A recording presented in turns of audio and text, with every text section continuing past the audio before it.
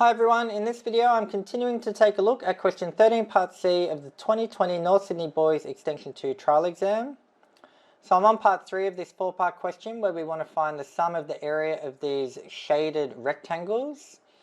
In prior videos I've already taken a look at the case where n is an even number, and we did that first by looking at the case of n is equal to 4, and then we generalized for any even number.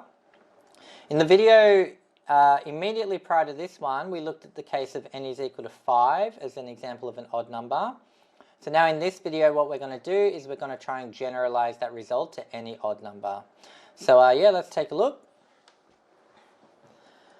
We've got our curve here that you're probably getting very familiar with, given we've had to draw it up for every step of this question.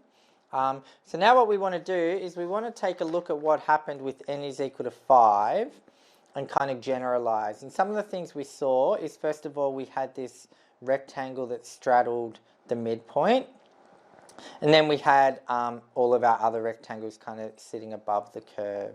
So I think that's the key thing to note, that when we're dealing with odd numbers, this general case of odd numbers, we're going to have a rectangle that straddles the midpoint. So I might just draw that like this, coming down. And then that pattern will continue on either side, and we'll still have our rectangles that start from the very beginning.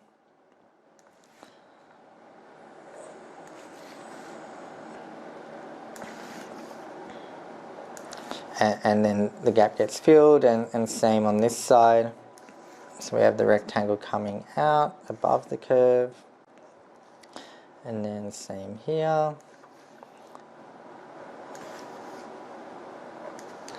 And so now we just want to generalize how can we write for any odd number n, what the total area of these rectangles would be. So as usual, we know the width of the rectangles is simply 2 divided by n, the number of rectangles we've divided. So we can start writing our area. So our area will equal the width, 2 on n, times the height, which would be the function at 2 on n. Remembering the function here is the square root of x 2 minus x. So f of 2 on n plus another 2 on n times f of, in this case it would be a height of 4 on n. And then we keep going, and then we'll have this middle rectangle. So that'll have a width of 2 on n times the function at 1, at this midpoint 1. And then we keep going, and then we'll have our last rectangle, which would be 2 on n times the function at, and as we've seen in prior videos, this is 2 times n minus 1 on n. So that's our complete result. Now, as we saw when we were looking at the specific case of n is equal to 5, what we can do is take this middle rectangle and throw it out to the end, and then we'll get a consistent summation. So let's do the same thing here. We can take this and we'll throw it out to the end. So we can write this in general as, if we factor out the 2 on n, and then we get the sum from r is equal to 1 to n minus 1 of the function at, it'll be 2r on n. So that'll cover all of these, and then right at the end we want to add our plus 2 on n, the function at 1. And as we've seen in prior videos, what this simplifies to, we don't need to rework through all the effort, because we've seen it so many times now. We can just go and see the last time we did it, and we can write what the result is. So it will be 4, that's going to be equal to 4 times the sum from r is equal to 1 to n minus 1 of the square root of r n minus r. That's all divided by n squared. And then we've got our plus 2 on n, and f of 1 we've seen quite a few times now that that's simply square root of 1, which is 1. So interestingly, when we look at the case of n is odd, whilst we have a different approach technically, we end up with the exact same result as when n is even. So slightly different to part 2, because in part 2 when we looked at the case of n is even and n is odd, we got slightly different results. Whereas here, we're not. We're getting the same result, which is interesting of itself, but we should still check. We should make sure that when we insert an odd number like n is equal to 5, do we get the same as what we got when we did it the longhand way? So let's do that. Let's check this.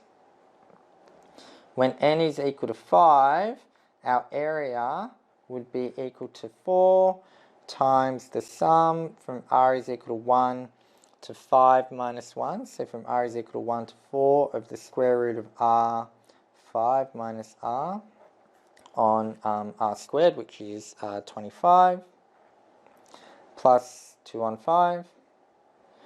And so if I bring out the 25, we'll get 4 on 25 times the square root of 1 times 5 minus 1 is 4, plus the square root of 2 times 3, plus the square root of 3 times 2, plus the square root of 4 times 1, and then plus 2 on 5 at the end. So that's going to be 4 on 25 times square root of 4 is 2, plus square root of 6, plus square root of 6, plus square root of 4 is 2, again, plus 2 on 5. So let's plug this into the calculator. So we'll get square root of 6 plus 2, and then we've got 2 of those, so times 2 times 4 over 25, and then plus 2 over 5, and we get 1.8238367118.